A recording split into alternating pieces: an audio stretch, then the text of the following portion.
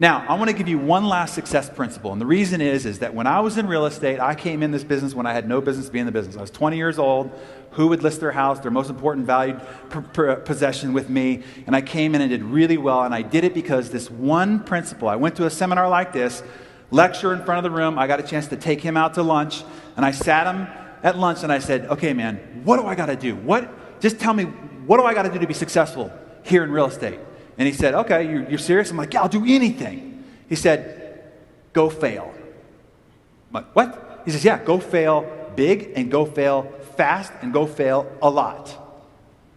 And by the looks on your face, it was the same look that I had on mine. I didn't get it. I thought the whole idea of success was avoiding failure. He says, no, it's exactly the opposite.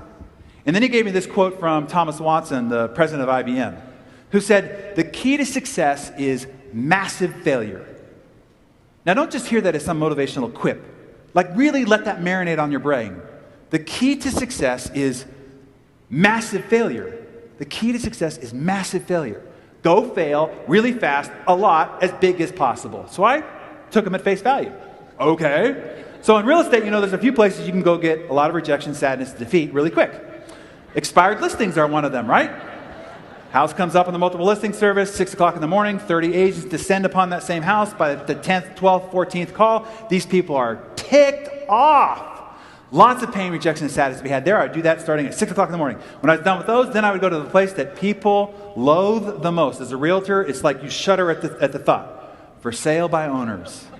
Lots of pain and rejection to be had there. Then I'd park my car at the end of a street, and I would just go door to door. White shirt, tie. People love that. Roaming around the neighborhood, right? Knock, knock, knock. Do you plan on buying or selling a house in the next 6 months? Slam. Kids throwing rocks at me from across the street. Dogs chasing me down the street. Rain. I'd take a little notepad. I'd put 50 check boxes on it.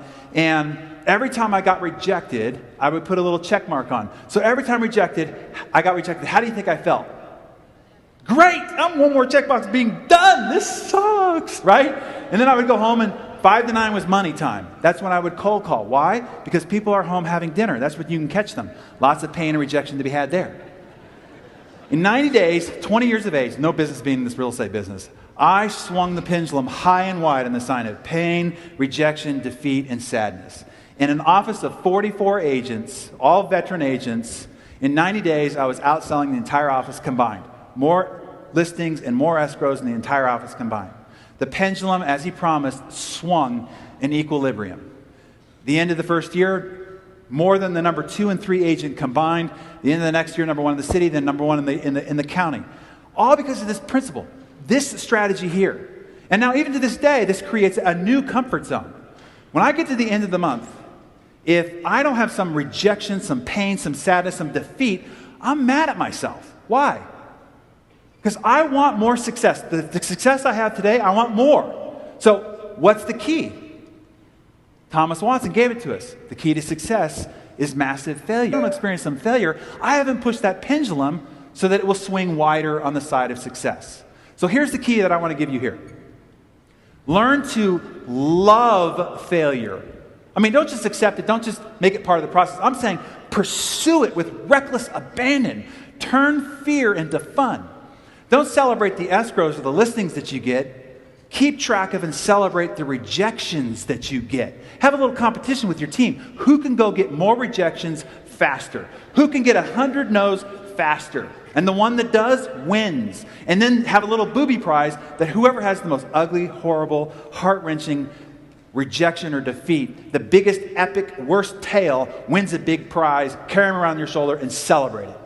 When you turn the only thing that is stopping you is fear. And when you turn fear into fun, the whole release of your potential is wide open.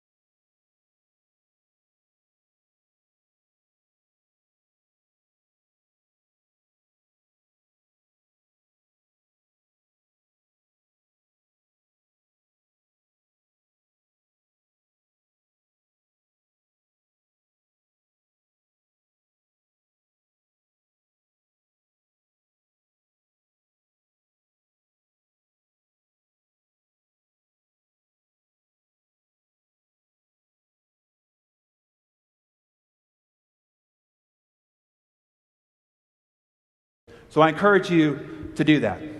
When I asked Michael Jordan the key to his success, we were in a box at the Mavericks game. He said something like this and ended up becoming a commercial. And let me show it to you real quick.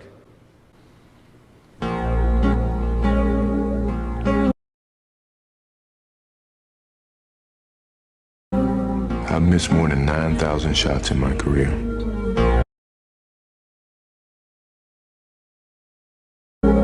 I've lost almost 300 games.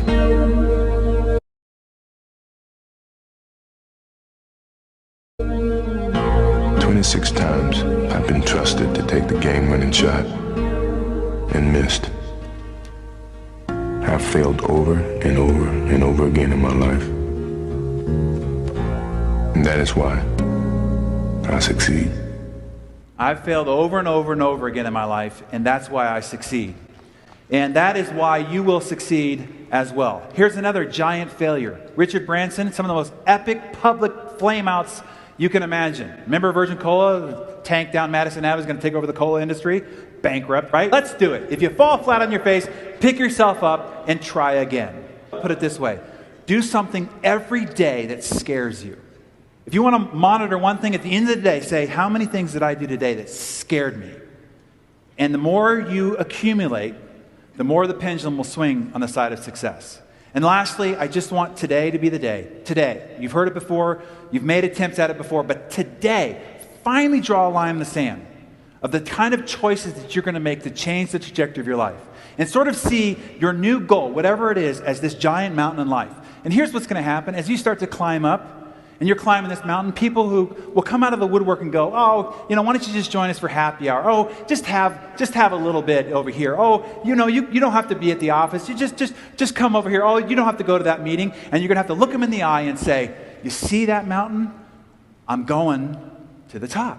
And you're going to climb up a little bit further, and other people who, have your best interests at heart and say, "You're just working too much, and, there's other things in life," and they're going to try to solicit the weakest part of your nature, and you're going to have to look them in the eye and say, "I'm going to the top."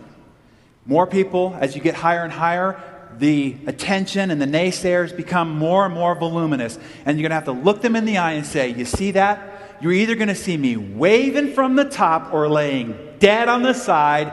I am not coming back."